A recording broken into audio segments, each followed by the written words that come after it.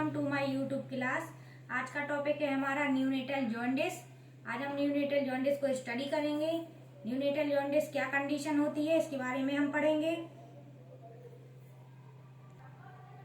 Neonatal jaundice वह medical condition है जिसमें जो न्यूबॉर्न बेबी होते हैं उनके अंदर येलोइश डिस्कलरेशन, उनकी बॉडी के अंदर येलो डिस्कलरेशन देखने को मिलता है, जिससे हम आइडेंटिफाई करते हैं कि बेबी जॉन्डिस कंडीशन को सफर कर रहा है। न्यूबॉर्न बेबी के अंदर जॉन्डिस है एंड बेबी के अंदर येलो डिस्कलरेशन क्यों देखने को मिलता है, वो इसलिए क्योंकि बेबी के अंदर बिलिरुबिन का लेवल बढ़ जाता है। आइए बिना टाइम वेस्ट किए हम स्टार्ट करते हैं न्यूनेटल जॉन्डिस क्या है। उससे पहले हम समझेंगे कि न्यूनेटल क्या है। न्यूनेटल वह बेबी होते हैं जो 0 से 28 दिन के होते हैं। 28 डेज के जो बेबी होते हैं या चाइल्ड होता है उसे हम न्यूनेट कहते हैं। और 28 डे से 1 ईयर तक के जो बेबी होता है उसे हम क्या बोलते हैं, इन्फेंट बोलते हैं। और 0 से 28 डे के जो बेबी होते हैं उन्हें हम न्यूनेट बोलते हैं, न्यूनेट। तो जो न्यूनेटल जॉन्डिस की जो कंडीशन हमें देखने को मिलती है वो कब मिलती है, 0 से 28 डेज के बिटवीन में देखने को मिलती है, इसीलिए हम इसे न्यूनेटल जॉन्डिस कंडीशन कहते हैं। न्यूनेटल जॉन्डिस वह कंडीशन है जिसमें बेबी के अंदर हमें क्या अपीयर होता है, येलोइश डिस्कलरेशन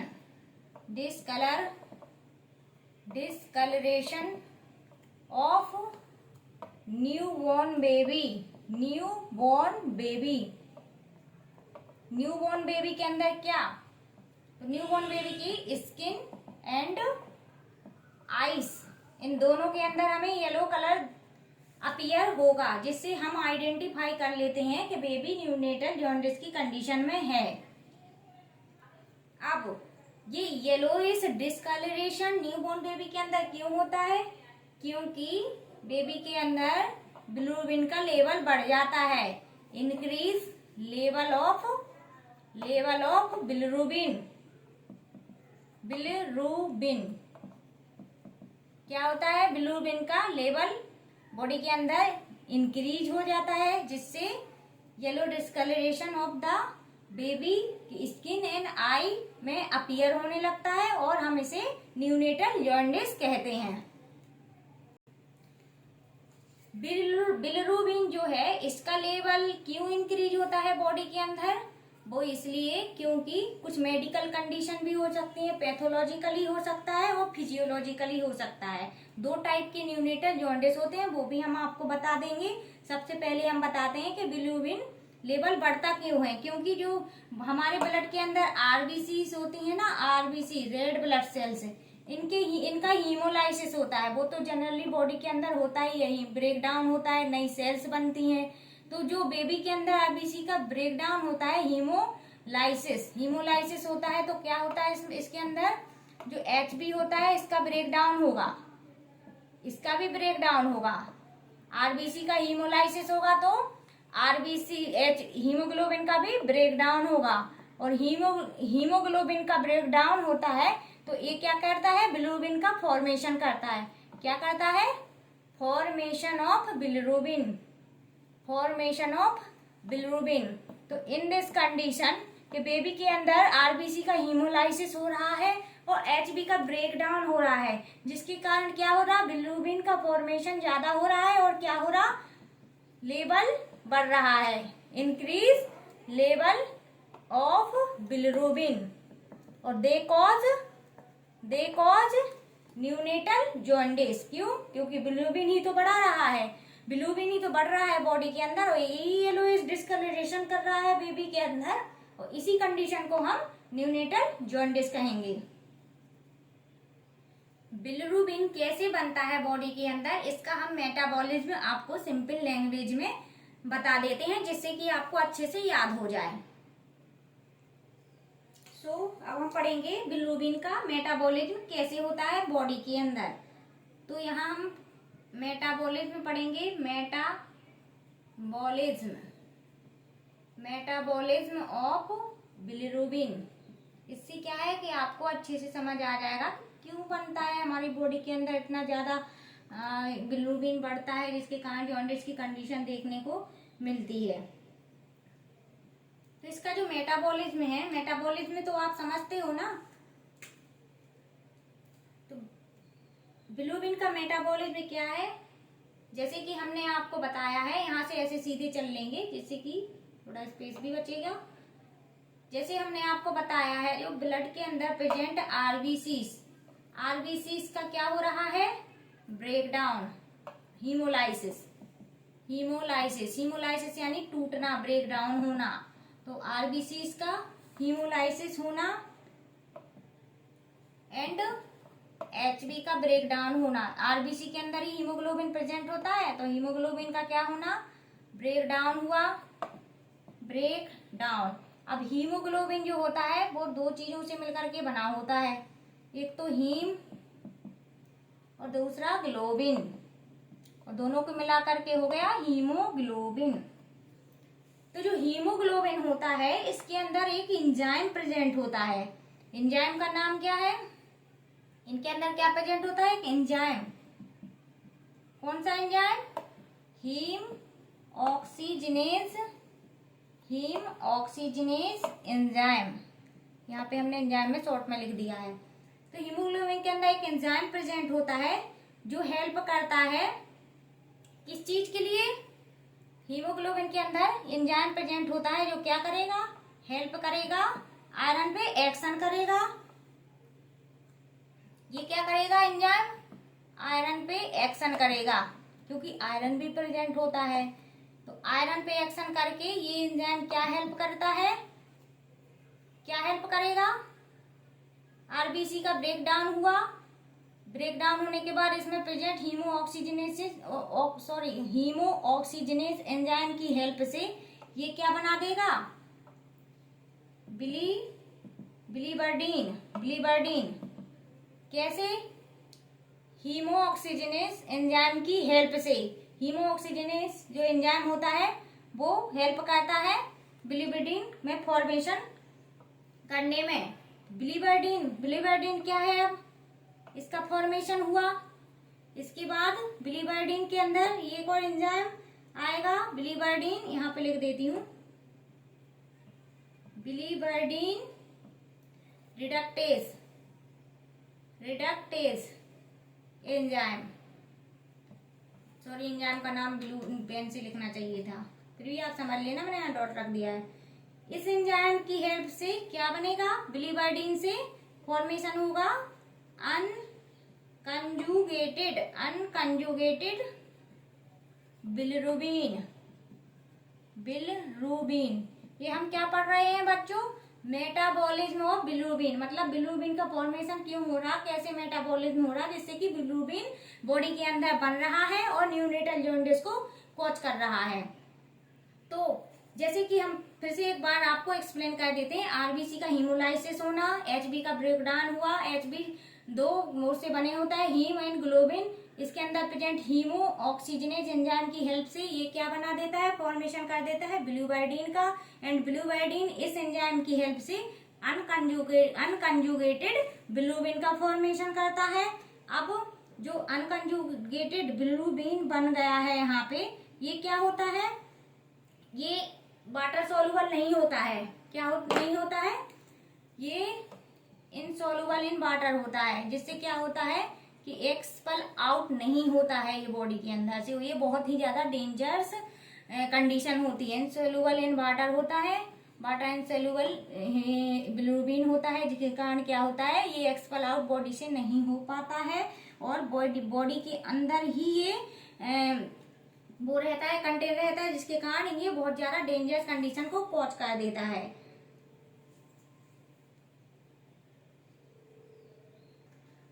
जो अनकंजुगेटेड बिलिरुबिन होता है ये बहुत ही ज्यादा डेंजरस होता है, मोर डेंजरस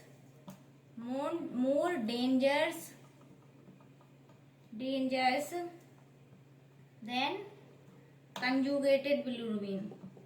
क्यों, क्योंकि कंजुगेटेड जो बिलिरुबिन होता है वो किडनी के थ्रू एक्सपेल आउट हो जाता है बॉडी के अंदर, बॉडी के अंदर से एक्सपेल आउट हो जाता है, तो जॉन्डिस की जो कंडीशन होती है वो नॉर्मल हो जाती है, डाउन हो जाती है, बिलिरुबिन का लेवल डाउन हो जाएगा, तो ऑटोमेटिकली न्यूनेटल जॉन्डिस की कंडीशन से बाहर हो जाएगा पेशेंट। लेकिन जो अनकंजुगेटेड बिलिरुबिन होता है ये एक्सपेल आउट नहीं होता है, क्योंकि ये वाटर इनसॉल्युबल होता है, इसका एक्सपेल आउट नहीं होता है, तो ये बहुत ही ज्यादा डेंजरस कंडीशन होती है। हाइपर बिलिरुबिनिया की ये कंडीशन बहुत ही ज्यादा डेंजरस होती है।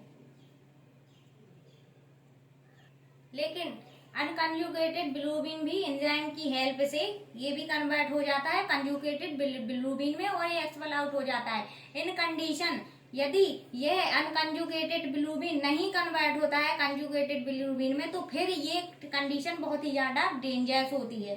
तो फिर इसके आगे की जो प्रोसेस है आगे बताते हैं।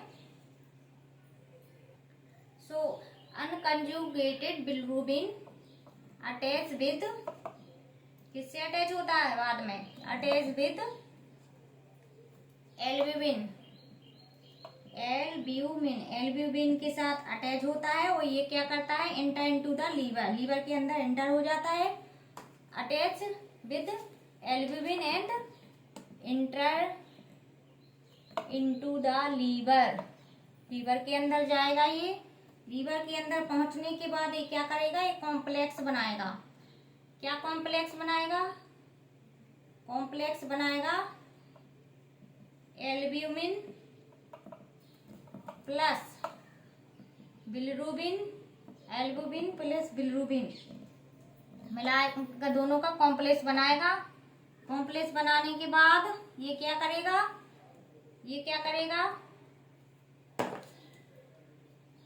एक एंजाइम है यूडीपीजीटी जो कि लीवर के अंदर प्रेजेंट होता है, एक एंजाइम है ये एंजाइम, इसकी हेल्प से क्या करेगा, यूडीपीजीटी एंजाइम की हेल्प से ये कन्वर्ट कर देगा अनकंजुगेटेड बिलिरुबिन को, किस में कन्वर्ट कर देगा, कंजुगेटेड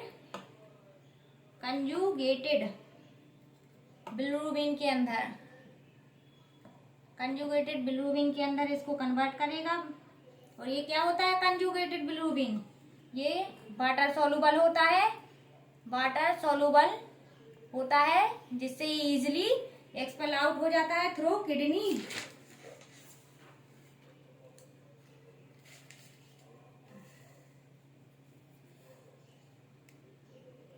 देन इसके बाद कंजुगेटेड बिलिरुबिन में कन्वर्ट होने के बाद ये क्या करेगा, रिलीज विद बाइल, बाइल के साथ ये रिलीज होगा, रिलीज होकर के कहाँ पहुंचेगा, रिलीज होकर ये ड्यूडेनम में पहुंचेगा, ड्यूडेनम के अंदर पहुंचेगा, ड्यूडेनम के अंदर जाएगा, और मैक्सिमम जो बिलिरुबिन होता है वो स्टूल के थ्रू एक्सपेल आउट हो जाता है, यूरिन के थ्रू एक्सपेल आउट हो जाता है। तो जो मैक्सिमम यूरिन होता है, सॉरी जो मैक्सिमम बिलिरुबिन होता है वो कैसे एक्सपेल आउट होता है, यहाँ पे एक्सप्लेन कर देती हूँ, स्टूल के थ्रू एंड यूरिन। सो हमने बिलिरुबिन का मेटाबॉलिज्म में पढ़ा है, बिलिरुबिन का फॉर्मेशन क्यों हो रहा है बॉडी के अंदर, क्यों कॉज कर रहा है न्यूनेटल जॉन्डिस, या जॉन्डिस क्यों कॉज कर रहा है, इसका मेटाबॉलिज्म हमने पढ़ा है कि आरबीसी का ब्रेकडाउन होना, हीमोग्लोबिन का ब्रेकडाउन होना, हीम ऑक्सीजनेस एंजाइम की हेल्प से बिलिवर्डिन का बनना, बिलिवर्डिन रिडक्टेज एंजाइम की हेल्प से अनकंजुगेटेड बिलिरुबिन का फॉर्मेशन होना। अनकंजुगेटेड बिलिरुबिन बहुत ही ज्यादा डेंजरस कंडीशन होती है, क्योंकि ये वाटर इनसॉल्युबल होता है, डेंजरस होता है ये बहुत ही ज्यादा। अब अनकंजुगेटेड जो बिलिरुबिन होगा वो अटैच होगा किसके साथ में, इसकी आगे की प्रोसेस है। उसके बाद ये अनकंजुगेटेड बिलिरुबिन कहाँ जाएगा, attach with albumin and enter into the liver के अंदर पहुंचेगा। ये कॉम्प्लेक्स बनाएगा एल्ब्यूमिन और प्लस बिलिरुबिन दोनों को मिल करके कॉम्प्लेक्स बना करके यूडीपीजीटी एंजाइम की हेल्प से कन्वर्ट होगा कंजुगेटेड बिलिरुबिन के अंदर, जो कि एक वाटर सॉल्युबल होता है, और ये क्या करेगा फिर रिलीज विद बाइल, यहाँ पे बाइल लिखना था, sorry, release with bile and कहाँ पहुंचेगा, ड्यूडेनम के अंदर पहुंच जाएगा, और मैक्सिमम मैक्सिमम जो बिलिरुबिन लेवल होगा वो एक्सपेल आउट कैसे होगा? स्टूल के थ्रू मैक्सिमम एक्सपेल आउट हो जाएगा ये। और जॉन्डिस की कंडीशन धीरे धीरे डाउन हो जाएगी। बिलिरुबिन का लेवल जैसे ही डाउन होगा, एक्सपेल आउट होगा, तो ये कंडीशन भी डाउन होगी। यहाँ हमने केवल इसका मेटाबॉलिज्म बताया है कि ऐसे मेटाबॉलिज्म होता है ड्यू टू मेडिकल कंडीशन या एनी एटियोलॉजिकल कंडीशन, जिसके कारण कोई एंजाइम वर्क नहीं करता है या अनकंजुगेटेड बिलिरुबिन से कंजुगेटेड बिलिरुबिन की कंडीशन में नहीं कन्वर्ट हो पाता है। तो ये कंडीशन क्या कॉज कर देती है? जॉन्डिस की कंडीशन को कॉज कर देती है। ये हमने मेटाबॉलिज्म बताया है कि बिलिरुबिन का मेटाबॉलिज्म ऐसा होता है, यदि मेटाबॉलिज्म के अंदर कोई डिस्टरबेंस आ जाता है, कोई इसकी जो फंक्शन होता है उस फंक्शन में कोई एबनॉर्मलिटी या डिस्टरबेंस आ जाता है, तो ये क्या कॉज कर देता है? जॉन्डिस। क्यों? क्योंकि जब डिस्टरबेंस आएगा तो बिलिरुबिन का लेवल तो बढ़ेगा ना बॉडी के अंदर। अगर ये प्रोसेस नॉर्मली चल रही है तो फिर उसकी कंडीशन कभी आनी ही नहीं है जॉन्डिस वाली। तो क्या होता है, जब मेटाबॉलिज्म जो बिलिरुबिन की कंडीशन में कोई डिस्टरबेंस आ जाता है तो ये कंडीशन हमें देखने को मिलती है। अब जैसे कि हमने बताया कि बिलिरुबिन का लेवल स्टूल के थ्रू मैक्सिमम एक्सपेल आउट होता है। कितना परसेंट? 90% एक्सपेल आउट होता है। इसको क्या बोलते हैं हम? स्टूल के थ्रू। यहाँ पे लिख देते हैं स्टूल के थ्रू, है ना। 90%। इसको क्या बोलते हैं हमें इस मेडिकल टर्मिनोलॉजी में? स्टेरकोबिलिनोजन।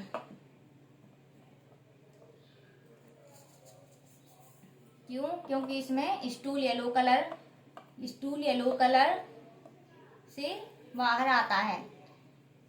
And 10% urobilinogen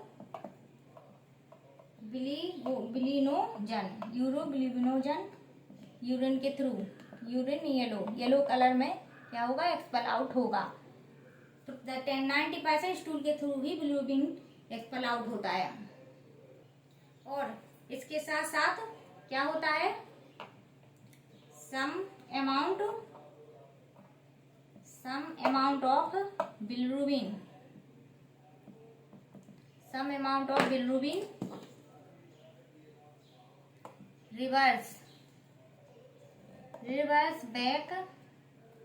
reverse back into the liver। फिर वो किसके थ्रू एंटर हो जाता है? इंटेरोहेपेटिक सर्कुलेशन।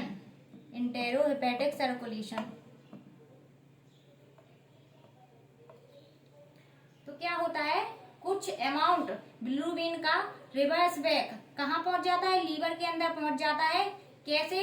इंटेरोहेपेटिक सर्कुलेशन के थ्रू लीवर के अंदर भी बिलिरुबिन पहुंच जाता है। इस मेटाबॉलिज्म प्रोसेस के बाद भी, मतलब एक्सपेल आउट तो हो जाता है, 90% स्टूल के थ्रू निकल जाता है, 10% यूरिन के थ्रू, लेकिन some amount of bilirubin reverse back into the liver and through enterohepatic circulation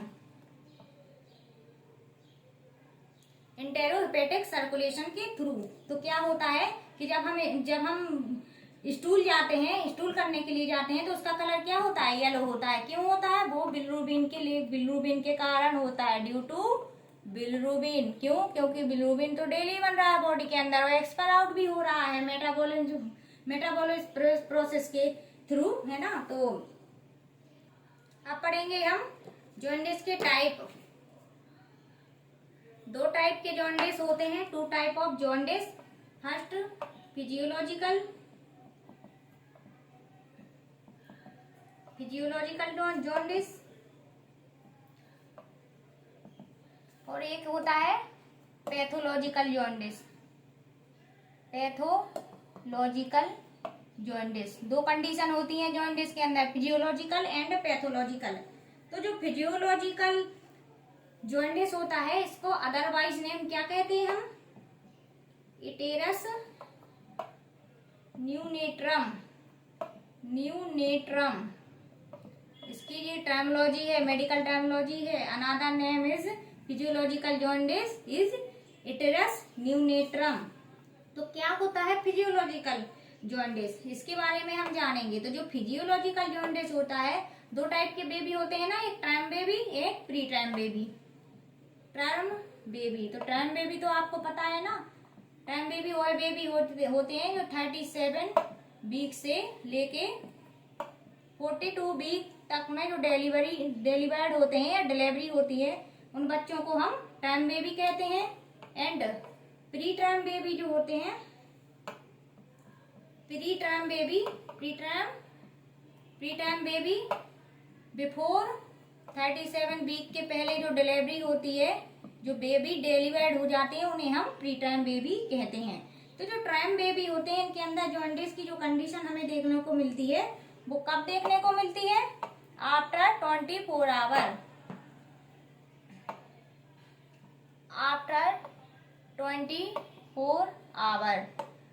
और जो प्री टर्म बेबी होते हैं, इनके अंदर आफ्टर 48 आवर के अंदर में हमें जॉन्डिस की कंडीशन देखने को मिलती है, जो कि एक फिजियोलॉजिकल जॉन्डिस होता है। ये अपीयर होता है 24 के बाद, आप 24 घंटे के बाद ये अपीयर होता है, उसके बाद ये डिसअपीयर भी हो जाता है। फिजियोलॉजिकल जॉन्डिस अपीयर होने के बाद ये डिसअपीयर ऑटोमेटिकली हो जाता है, इसमें कोई मेडिकल ट्रीटमेंट देने की जरूरत नहीं होती है। क्यों नहीं होती है मेडिकल ट्रीटमेंट या फोटोथेरेपी की जरूरत फिजियोलॉजिकल जॉन्डिस के अंदर? क्योंकि जो फिजियोलॉजिकल जॉन्डिस होता है, इसके अंदर जो येलो डिस्कलरेशन होता है वो ज्यादा स्प्रेड नहीं होता है।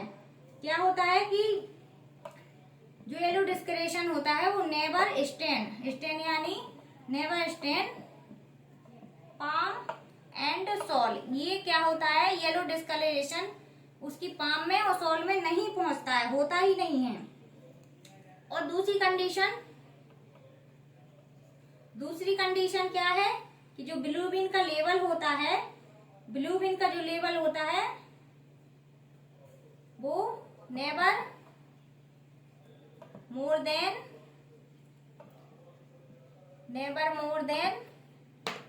कितना 15 mg 15 mg पर DL। फिजियोलॉजिकल जॉन्डिस के अंदर बिलिरुबिन का लेवल 15 mg से ज्यादा नहीं पहुंचता है, इसीलिए इसे फिजियोलॉजिकल जॉन्डिस कहते हैं, और ये ऑटोमेटिकली डिसअपीयर हो जाता है। एंड सेकंड कंडीशन इसकी क्या है, इसमें यूरिन भी स्टेन नहीं होता है, urine does not stain, urine भी इसमें स्टेन नहीं होता है, यूरिन का कलर भी येलोइश डिस्कलर्ड नहीं होता है, डार्क नहीं होता है, नॉट डार्क, यूरिन का कलर भी इसमें के अंदर डार्क नहीं होता है।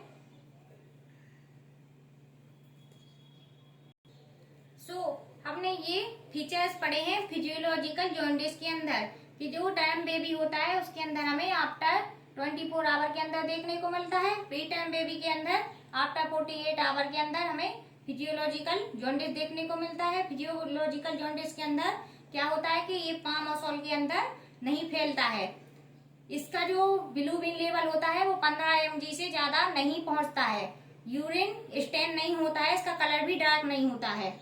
ये इसके रीजन होते हैं, क्या होते हैं इसके रीजन होते हैं या फीचर्स होते हैं, जिससे आइडेंटिफाई करते हैं कि बेबी को फिजियोलॉजिकल जॉन्डिस है। अब फिजियोलॉजिकल जॉन्डिस होता क्यों है, इटियोलॉजी क्यों होता है, क्या कंडीशन होती है जिसके कारण हमें फिजियोलॉजिकल जॉन्डिस बेबी के अंदर देखने को मिलता है। ठीक है, तो जो फिजियोलॉजिकल जॉन्डिस किस कंडीशन में देखने को मिलता है, तो फर्स्ट कंडीशन है इन कंडीशन पॉलीसाइथोमिया की कंडीशन के अंदर फिजियोलॉजिकल जॉन्डिस देखने को मिलता है हमें। If delay cord cutting umbilical cord होती है, अगर उसको डिले कोड कटिंग करने में हमने डिले कर देना है तो क्या होता है, वो कॉज करता है फिजियोलॉजिकल जॉन्डिस को।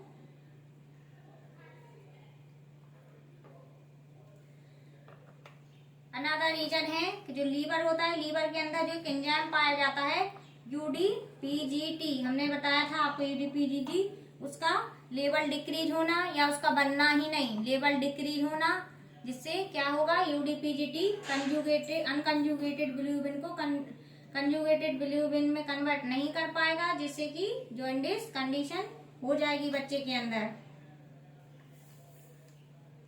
इसमें क्या होता है, यूडीपीजीटी लेवल डिक्रीज इसलिए होता है क्योंकि बेबी का जो लीवर होता है वो इमेच्योर होता है, बनता ही नहीं है प्रॉपर। इमेच्योर लीवर होने के कारण भी जॉन्डिस की कंडीशन, फिजियोलॉजिकल जॉन्डिस की कंडीशन बच्चे के अंदर देखने को मिलती है। और भी फिजियोलॉजिकल जॉन्डिस के कारण होते हैं, जैसे कि ब्रेस्ट फीडिंग जॉन्डिस। इसमें क्या होता है कि जो बेबी होता है उसको फर्स्ट वीक के अंदर ही हमें ईयरली जल्दी से जल्दी उसको फीडिंग कराना होता है, लेकिन क्या होता है कुछ मदर्स नहीं, किसी कंडीशन के कारण उन्हें फीडिंग नहीं करा पाती हैं। तो इस कंडीशन में क्या होता है कि फीडिंग नहीं कराने के कारण स्लो एलिमिनेशन होगा और बिलीरुबिन कहाँ पहुंचेगा, लीवर के अंदर इंटर करेगा, इंटरहेपेटिक सर्कुलेशन के द्वारा वह क्या कर देगा, जॉन्डिस को कॉज कर देगा। अब पढ़ेंगे हम सेकंड टाइप पैथोलॉजिकल जॉन्डिस। ये एक मेडिकल कंडीशन है, पैथोलॉजिकल कंडीशन है पैथोलॉजिकल जॉन्डिस। इसके अंदर हमें फोटोथेरेपी की आवश्यकता पड़ती है। तो पैथोलॉजिकल जो जॉन्डिस होता है बेबी के अंदर वो क्या होता है, इसमें क्या होता है कि जो ये क्या होता है, अपीयर कब होता है, अपीयर पैथोलॉजिकल जो जॉन्डिस होता है अपीयर विद इन 24 आवर, 24 घंटे के अंदर ये हमें बच्चे के अंदर देखने को मिल जाएगा। और ये क्या करेगा, स्टेन होगा stain in palm and sole, palm and sole के अंदर स्टेन हो जाएगा, येलो डिस्कलर्ड हो जाएगा। इसके अंदर क्या देखने को मिलता है हमें, dark stain nappy, dark stool nappy seen. जब बेबी क्या करेगा, यूरिन पास आउट करेगा तो उसके अंदर डार्क स्टेन देखने को मिलेगा नेपी के अंदर। स्टूल का कलर क्या रहेगा, जब वो स्टूल करेगा बेबी पास आउट करेगा तो स्टूल का जो कलर रहेगा वो क्या रहेगा, clay colour, clay and dark urine. Stool का कलर क्या रहना है, क्ले कलर एंड यूरिन का कलर बहुत ज्यादा डार्क होगा।